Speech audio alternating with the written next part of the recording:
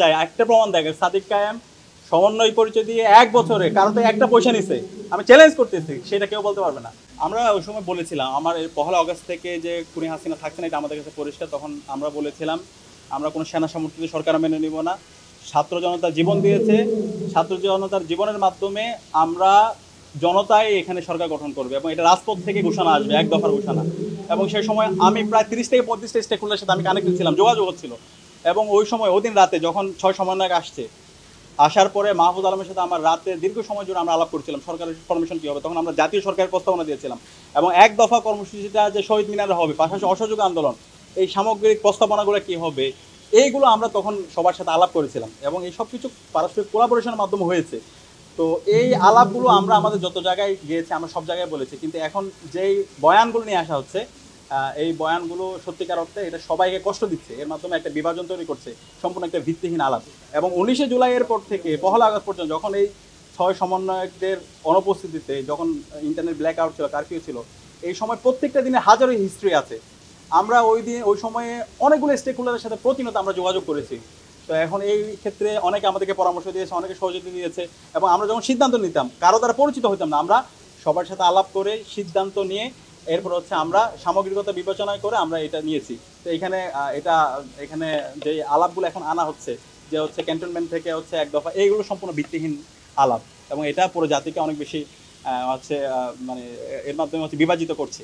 সমন্বয় পরিচয়ে যারা আজকে বিভিন্ন জায়গায় দখলদারিত্ব করছে, বিভিন্ন রাষ্ট্রের সুবিধা নিচ্ছে, তারা যখন বলে যে হচ্ছে আমরা সমন্বয় পরিচয় দিয়ে বিভিন্ন ধরনের ফায়দা লুটে নিয়েছে, আমি তাকে বলতে চাই একটা প্রমাণ দেখেন সাদিক কায়েম সমন্বয় পরিচয় দিয়ে 1 বছরে কারো তো একটা পয়সা নিছে, আমি চ্যালেঞ্জ করতেছি, সেটা কেউ বলতে পারবে না। আমরা বলি যে হচ্ছে এই জুলাই আন্দোলনে আমাদের শহীদরা আমাদেরকে রাখতে দেখিয়েছে, তারা জীবন দিয়েছে, তাদের জীবনের মাধ্যমে আজকে আমরা আজাদি পেয়েছি। সুতরাং এই শহীদদের রেখে যাওয়া অসমাপ্ত কাজ, সেটা আঞ্জাম দেওয়া হচ্ছে আমাদের দায়িত্ব।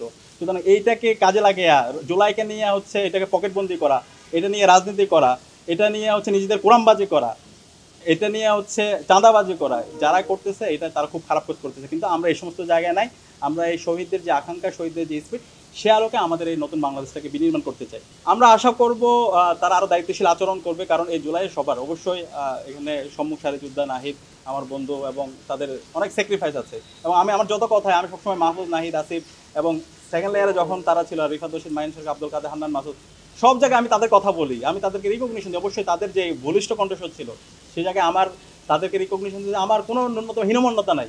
কিন্তু তাদের যত কথা শুনবেন, তাদের ওই বক্তব্যের মতো কখনো আমাদের নাম থাকে না, অথবা আমরা কিছুই নাই। আর এগুলো তো এমনি ঘটে নাই। আর আমি এগুলো বলতে চাই না যে আমরা হাজির করতে চাই না আমরা কী কী করছি, আমরা বলতে চাই এখানে আমাদের শহীদরা আমাদেরকে রাস্তা দেখাইছে, আমাদের শহীদরা আমাদের প্রেরণার বাতিঘর। আমরা যখন হতাশ হয়ে পড়ছি, শহীদরা তাদের জীবন উৎসর্গ করে তখন পুরো জাতিকে নতুনভাবে জাগ্রত করেছে।